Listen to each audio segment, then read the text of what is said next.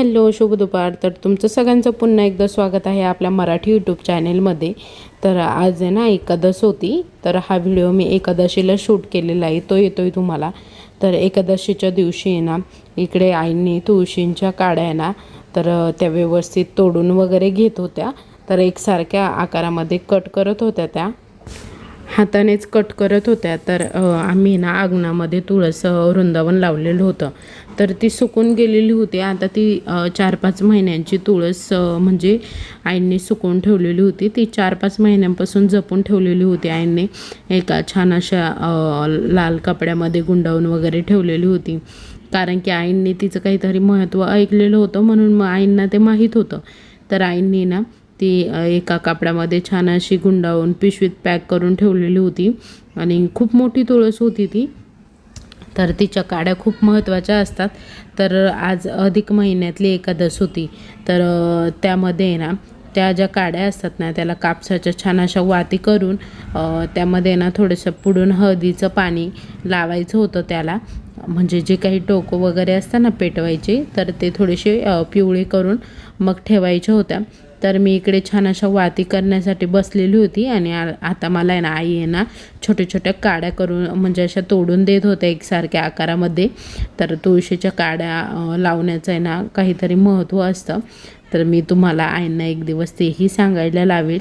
तर अधिक महिन्यामध्ये लावणं खूप छान म्हणजे चांगलं असतं असं म्हणतात. तर 33 वाती ना आम्हाला आहे ना देवाऱ्यासमोर, आणि 33 वाती रामाला अशा न्यायच्या होत्या. तर रामाला आज म्हणजे जी काही तुळशी वृंदावनचं जे काही खोड असतं ना, त्या खोडाची अशी छान अशी ना उघडून असं गंध करायचा, आणि तो गंध करून लावायलाही खूप जास्त महत्त्व असतं. तोही केलेला होता आज आईंने. तर तो व्हिडिओ काही मी शूट केलेला नाही आहे, पण तो गंध पण केलेला होता आईंनी तुळशीचं बूड वगैरे सगळंच खूप जपून ठेवलेलं होतं. आणि आई आहे ना अशा जुन्या जुन्या वस्तू खूप अशा जपून ठेवतात, त्या कधी पण उपयोगी येतात. इकडे शिव आणि अंशू ही कामाला लागलेले होते. तर आज केळी खाल्लेली होती सगळ्यांनी. तर केळीची जी काही साल वगैरे असते ना, त्या सालीचा उपयोग कसा करतो तर ते तुम्हाला सांगते. तर केळीची साल त्याला छान अशी कट करायला लावलेल्या होत्या. तर त्या कट करायच्या, त्या एका बाटलीमध्ये भिजत टाकायच्या, 1-2 दिवस भिजून द्यायच्या पाण्यामध्ये, आणि ते पाणी गाळून घ्यायचं आणि ते झाडांना टाकायचं. तर याचा आहे ना खत म्हणून खूप छान असा वापर होतो त्या पाण्याचा. आणि त्याने ना झाडांना तेजदारपणा, आणि खूप म्हणजे त्या म्हणजे सालीमध्ये पण खूप जास्त असं प्रोटीन वगैरे असतं झाडांना. त्याने ना असा एकदम हिरवळपणा वगैरे येतो, आणि तेजदार दिसतात झाडं. तर शिवला इकडे ते कट करायला लावलेले होते. केळीचे सालचे आहे ना छोटे छोटे तुकडे करून घ्यायचे, त्याच्यात पण खूप असे प्रोटीन वगैरे असतात त्या केळीच्या सालमध्ये. तर आता तो इकडे आहे ना साल कट करत होता, आणि अंशू ही त्याला मदत बसलेली होती. तर अंशू तर काम करत नाही, पण बसलेली होती, बडबड चाललेली होती तिची. स्कूलमधून आल्याच दोघांचीही सुरुवात झालेली होती कामाला. शिवनी कपडे वगैरे चेंज करून तोंड हातपाय धुवून बसलेला होता मस्त. पण अंशू अजिबात ऐकत नाही. अंशूला इतका कंटाळा असतो प्रत्येक गोष्टीचा. तर ती तशीच बसलेली होती, तोंड हातपाय धुतले आणि तशीच बसलेली होती. शिवला मस्त डोकं लावत होती आणि त्याच्याशी गप्पाही मारत होती. तर इकडे आता आमच्या सिन्नरमध्ये एक रामाचं मंदिर आहे, तिथे आई आणि आम्ही दोघेही आलेलो होतो. तर आईंना रामाला वाण द्यायचे होते. तर एकादश होती, तर इथे आईंनी पिठाचा दिवा वगैरे बनवून आणलेला होता, आणि त्यावर थोडासा कापूर टाकला. तर वातींचा कसा जोडका केला आहे तुम्ही बघू शकता. त्या तुपात भिजवल्या होत्या आणि असा जोडका करून ठेवलेला होता, आणि छान अशा रामाला पेटवलेल्या होत्या. आणि केळीचं वाण दिलेलं होतं आज आईंनी, कारण की एकादशीच्या दिवशी अनारशांचे वाण द्यायला काही चालत नाही. तर अनारशा पण केलेल्या आहे, पण ते आता उद्या वगैरे देऊ, कारण की अनारशांचं वाण उपवासाच्या दिवशी देते नाही, एकादशीच्या दिवशी. तर आईंनी तिथे आहे ना छान असं पिंपळाच्या पानावर आहे ना दिवा ठेवून तर आरती वगैरे केली. अधिक महिन्यामध्ये ना रामाला वाण दिले जातात, तर आम्ही वाणही दिले. आणि मेन म्हणजे ना तुळशीच्या जे काड्यांच्या वाती केलेल्या होत्या ना, त्याही आज रामाला खूप महत्त्व होतं त्याचं. तर त्याही छान अशा बनवून आणलेल्या होत्या. चला, सगळ्या ताईंची इच्छा होती की आईंना प्रदोष व्रताची माहिती सांगायला लावा. तर आई आज तुम्हाला आहे ना थोडक्यात माहिती सांगणार आहे. तर काल प्रदोष होता पण काल काही व्हिडिओ घ्यायला जमलं नाही, त्यामुळे मग आई आज म्हटलं आईंना आज सकाळी सकाळी की चला थोडीशी माहिती सांगू सगळ्या ताईंना. भरपूर ताईंनी कमेंट केल्या होत्या 1-2 वेळेस. तर आई आज तुम्हाला थोडक्यात माहिती सांगतील प्रदोषची. तर आई प्रदोष का धरता हे सगळ्यांना ऐकायचं आहे, तर तुम्ही सगळ्यांना थोडक्यात माहिती सांगा. आता प्रदोष का धरतात तर मला बी पहिल्यांदा माहित नव्हतं. मी बी कुठून तरी ऐकलं, कोणाचं तरी घेतला बसा आणि मगच मी केले. पण मला जेव्हा जेव्हा केलं तेव्हा तेव्हा अनुभवच आला, त्याचं एकदाही फळ खाली गेलं नाही. तसं तुम्हाला सगळ्यांना कुणी असू ऐकायची इच्छा असेल, करायची इच्छा असेल तर साधे सुधे प्रदोष राहत्या. कोणाला उपवासाचे करायचे राहत्या, कोणाला 11, कोणाला 16, जशी आपली ही असती शक्ती तसे करायचे. समजा आपल्याला 11 पकडायचे, 16 पकडायचे असले तर महादेवाच्या मंदिरात जायचं. आपल्या मनात काही इच्छा असली तर गंगाजल हातात घेऊन महादेवाला संकल्प सोडायचा का माझी अशी इच्छा आहे का मी खूप अडचणीत आहे. कोणची इच्छा असू, घरातली असू, बाहेरची असू, आपली असू, मुलांची असू, आजारपण असू, शिक्षण, नोकरी, कोणची बी इच्छा असू आपल्या मनात जर असलं तर महादेवाच्या मंदिरात जायचं, हातावर जल घ्यायचं, देवापुढे संकल्प सोडायचा का मी इतक्या दिवसापासून वाट बघते, माझी इच्छा पूर्ण होत नाही, पण आता मी तुला पूर्ण मनाने शरण आलेले आणि तुझे व्रत मी करण्याचा वसा घेतलेला आहे. मी माझ्या यथाशक्ती 11, 16 किंवा कायमचे असे मी हे प्रदोष चालू करणार आहे. तर तू माझ्याकडून हे करून घे, मला शक्ती दे, माझ्याकडून काही चूक होऊ देऊ नको, झाली असेल तर त्यात मला क्षमा कर. आणि मग शनी प्रदोष आला किंवा सोम प्रदोष आला तर तेव्हापासून मग प्रदोष चालू करायचे. मग तुम्हाला 11 धरायचे असले तर मग त्याच दिवशी सोमवारी मंदिरात जाऊन दर्शन करून देवाला संकल्प करून देवाला एक ज्योत लावून दर्शन करून घरी आल्यानंतर संध्याकाळी 5:30 ते 6च्या टायमिंग मध्ये प्रदोष काल असतो.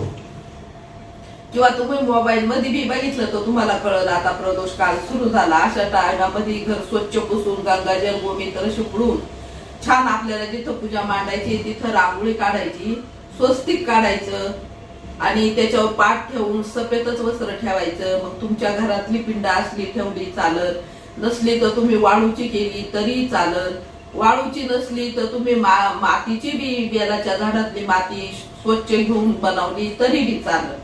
माशी पिंड तयार करायची एका छोट्या, मग घरातल्या पण पिंडीची चालू शकते ना, घरातल्या पण पिंडीची पूजा चालू शकते. तर मग सफेद कपडा आथरायचा, सफेदच फुलं आणायचे, सफेद गंध आणायचा आणि सगळं काही वस्तू आपल्याला जेवढ्या करून सफेद फुलं भेटतील, रोईचे भेटतात, धोत्र्याचे भेटतात, काही आपल्याला सफेद फुलं भेटतात. जे बी सफेद असेल ते सफेद फुलं, सफेद कपडा, आपण स्वतः पण सफेदच वस्त्र प्रदान करायचं. मग ती 5:30 ते 6च्या दरम्यान ती पूजा मांडायची. मग तिथं ज्योत लावायची, देवाला शुद्ध तुपाची ज्योत लावायची, पूजा वगैरे करायची. आणि मग तुम्हाला जर वाटलं तर प्रदोष व्रताचं पुस्तक पण मिळतं, ती कहाणी वाचायची. नसलं तुमच्याकडे पुस्तक तर शिवलेला अमृताचा 11वा अध्याय कंटिन्यू दर प्रदोषला वाचायचा किंवा त्याच्यात पण प्रदोष पूजाचा 5वा अध्याय तो वाचला तरी बी चालत. असं दर प्रदोषला नियमाने करायचे. 11 करा, 16 करा. तुम्हाला 5-6 प्रदोष, 6-7 प्रदोष केल्यानंतरच थोडासा अनुभव येईल, पण आपण पूर्ण श्रद्धा देवावर ठेवायची. आपण नुसतं देव मांडायचा आणि देखाव करायचा असं करायचं नाही. आपली पूर्ण भावना उठता बसता सारखं त्याचं नाव आपल्या तोंडात आलं पाहिजे. आणि ज्या दिवशी आपल्याला उपवास करायचे त्या दिवशी आपण मनाने एकदम स्वच्छ निर्मळ राहायचं. जी आपली इच्छा आहे ती देवापुढे एकदाच बोलायची, परत राव मनात आणायचं नाही. देवाला नाही बोललं तरी आपल्या अंतःकरणातलं कळतं. आणि फक्त उपवास धरताना काही तिखट मीठ असं काही खायचं नाही. जर आपल्याला नाहीच निघाला तर मग दूध घ्यायचं किंवा एखादं फळ घ्यायचं, केळी घ्यायच्या, असं फळ खाऊन उपवास करायचा. 6 नंतर उपवास सोडला तरी बी चालतो. तुमचा स्वयंपाक लवकर झाला तर तुम्ही 6 नंतर देवाला नैवेद्य दाखवून उपवास पण सोडू शकता. उपवास सोडताना कांदा लसूण खायचं नाही ना. उपवास सोडताना फक्त त्या दिवशी पुरतं कांदा आणि लसूण स्वयंपाकात वापरायचा नाही. काय फळ भेटतं, किती दिवसात तुम्हाला अनुभव येतो आणि तुम्हाला अनुभव आल्यानंतर काहीच सांगावं लागणार नाही. तुम्ही 16 केले तर कायमचे करू शकता, 11 धरले तरी तुम्ही कायम करू शकाल. आता तुमचे किती वर्ष झाले? आता माझे 25-30 वर्ष झाले. आईंचे 25-30 आणि मी 9वीला असल्यापासून पकडते. हो. म्हणजे माझे पण आता किती झाले असेल, माझे पण भरपूर झाले. माझे पण भरपूर वर्ष झाले. आता लग्न करूनच 10 वर्ष झाले आणि त्याच्या अगोदर 9वीपासून करते. तर मला पण अनुभव आहे. मिस्टर मला प्रदोषच्या दिवशी पाहायला आले होते संध्याताईंच्या घरी. हां, तर आईन त्यांनी पण प्रदोष धरलेला होता आणि मी पण प्रदोष धरलेला होता त्या दिवशी. तर मी प्रदोष केव्हापासून सुरू केले. मी पण विडी कामगार होते. असं थोडस यायचा एक व्यक्ती शिवपुराण प्रत्येक ग्रंथ वाचन त्याचं. तेव्हा मी हे ग्रंथातूनच ऐकलं होतं का महादेवाचे प्रदोष केल्याने काय काय फळं मिळतात. मग मला 4 मुली झाल्या होत्या, मुलगा नव्हता होत. मग मी मुलासाठी सुरू केले तर आजपर्यंत मी सुरूच केले. मग त्याच्यानंतर मी 16 सोमवार पकडले, ते केले 3 वर्ष आपल्या वयामानाच्या अंदाजे. जेवढे झाले तेवढे केले. नंतर देवाला पैसे क्षमा मागून मग थांबून घेतलं. 3 वर्ष तुम्ही केले आणि ताईंनी 5 वर्ष केले ना? सुवर्णाने 5 वर्ष केले, मी 3 वर्ष केले. आणि प्रत्येक मुलीला माझं पाहून सगळ्यांना सवय लागली आणि ते पण त्याच्यामध्ये घुसले. ते स्वतःच म्हणताय का मी खरंच देवाचा अनुभव आहे. म्हटलं अनुभव नाही, तुम्ही जेवढी त्याच्यावर श्रद्धा ठेवा, सगळं त्याला म्हणायचं सुखही तुझं, दुःखही तुझं, आमचा श्वास तुझा आणि श्वास तूच, असं सगळं म्हणून त्याच्या चरणावर ठेवा, त्याची सेवा करा. कधीच माणसाला निराश करीत नाही आणि कोणची इच्छा आपली पूर्ण होती. संध्याताईंनी पण धरले होते ना? किती धरले होते? तिने पण 3 वर्ष. आता हे 4थं धरायचं आहे ना? अजून 2 वर्ष करायचे. हा, आता त्यांचं घर झाल्यावर त्यांची इच्छा होती की जेव्हा माझं घर होईल ना त्यावेळेस मी करील. तेव्हा तिने 3 वर्ष केले, पण घर खूप छोटं होतं. सामान देवाचं काय असं ठेवायला व्यवस्थित जागा नव्हती. मग ती एक दिवस 3 वर्ष पूर्ण झाले. तिची वयाची कॅपॅसिटी पण होती, तिला धरायची पण इच्छा होती. पण ती म्हणे नको, देवाचं मला वस्तू सामान ठेवायला, पूजा वगैरे करायला, असं माझं घर नाही व्यवस्थित, सगळं माणसं येतात जातात असं, त्याच्यामुळे शिवपालो कधी काही घरात असलं तर धरता येत नाही. तर जाऊ दे. तिने मग 3 वर्ष केल्याच्या नंतर देवाला सांगितलं की जेव्हा मी माझं घर आता असं सुंदर छान होईल तेव्हा मी तुझे 2 वर्ष परत करणार आहे. आता या वर्षी धरणारे वाटतं त्या ऑगस्ट पासून. आता ती 2 वर्ष परत धरणार आहे. आता या श्रावणात सुरुवात करणार आहे. तुम्हाला बी प्रदोष करायचा असेल तर श्रावण महिन्यात कोणताही प्रदोष पडला तर तुम्ही धरू शकता. हा, प्रदोष पण धरू शकता श्रावण महिन्यापासून आता. हो. आणि प्रदोष धरायचे असेल तर सोम प्रदोष किंवा शनी प्रदोष पासून धरू शकता ना? हो. शनी प्रदोष आणि सोम प्रदोषला जास्त महत्व असतं. आलेला कोणताही प्रदोष असला ना तरी बी तेव्हा श्रावण ऑगस्ट महिन्यात आहे ना, ऑगस्ट मध्ये 14-15 तारखेला. मग आता कोणाला धरायचे असेल तर ते सोम प्रदोष किंवा शनी प्रदोष पासून धरू शकता. पुढच्या महिन्यातल्या जुलै महिन्यापासून. अशी थोडक्यात माहिती जेवढी माझ्या आता ध्यानात राहिली तेवढी तुम्हाला सांगितली. तुमचा खूप हट्ट होता का आईकडूनच ऐकायचंय, म्हणून आता मी तुम्हाला जेवढं मला सांगता आलं तेवढं सांगितलं. पण देवावर विश्वास ठेवून तुम्ही कितीही भोळसाळी पूजा करा आणि आराधना करा, फक्त भाव असला तर देव सगळी इच्छा पूर्ण करतो. मी आतापर्यंत देवाचं करत आले, करते, पण जेव्हा होईल तेव्हा करणार आहे.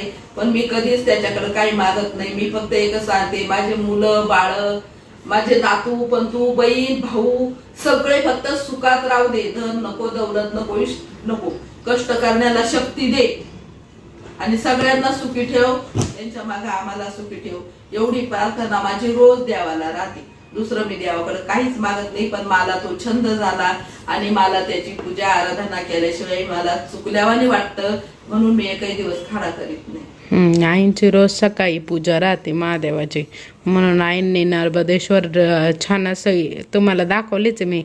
आईंनी छान असं नर्मदेश्वरला ओटा वगैरे केलाय. आता खाली गेल्यावर पण करायचंय आईंना. आता ते नर्मदेश्वरचं मला माहित नव्हतं, पण मी एका पुराणात ऐकलं की आपण आपल्या देवाऱ्यामध्ये पिंड ठेवतो, पण आपल्या हातून कधी आपल्या मुली बाळे राहत्या, कधी सुना राहत्या, कधी 4 दिवसाचा प्रॉब्लेम राहतो, कधी आपल्या मुली बाळे डिलिव्हरीला येतात. तर मग महादेवाला ते चालत नाही बा, थोडं चुकत आपल्याकडून काहीतरी, मग आपल्या घरात अनेक चुका कधी आपल्याकडून पण होतात. तर मग मी असं ऐकलं का नर्मदेश्वर डबल पिंड घरात चालत नाही, पण नर्मदेश्वर हा डबल जरी असला तर तो जर घरात आणला तर त्याची पान प्रतिष्ठा काहीच करावा लागत नाही. पण तो घरात ठेवून आपण जर त्याच्यावर गंगाजल टाकला आणि त्याची पूजा करीत राहिली तर आपल्या हातून जे बी रोज काहीतरी चुकीचं घडतं त्याच्यात आपल्याला क्षमा मिळते, माफी मिळते. म्हणून मी तो आणला आणि त्याची बी आराधना करते, त्याची बी सेवा करते. जेवर माझं शरीर चांगलं आहे तेवर करणारे. मला आता मंदिरात जायचा कंटाळा आला तर मग मी घरी का होईना थोडीशी त्याची स्थापना केली, तुम्हाला अर्चनाने दाखवलं बी. आणि तिथं मी रोज सकाळी सकाळी 10-15 मिनिटं का होईना घालते आणि तिथून पुढं मग बाकीच्या कामांना सुरुवात करते. असं तुम्ही पण थोडं थोडं देवावर विश्वास भाव टाका. आपल्या संसाराची एक ती साक्ष पहिली ठेवा आणि तिथून पुढं आपलं आपलं करा, सगळं काही व्यवस्थित होतं. चला, तर आज छान अशी माहिती भेटली तुम्हाला आईंकडून. तर आजचा व्हिडिओ इथे संपवते. तुम्हाला कसा वाटला आजचा व्हिडिओ ते कमेंटमध्ये नक्की सांगा. आणि प्रदोष व्रताची कथाही कशी वाटली ते कमेंट करायला विसरू नका. आणि आजचा व्हिडिओ आवडला असेल तर लाईक करा, शेअर करा, सबस्क्राईब करा आणि कमेंट करायला विसरू नका. उद्या पुन्हा भेटू अशाच एका नवीन व्हिडिओसह. तोपर्यंत बाय बाय.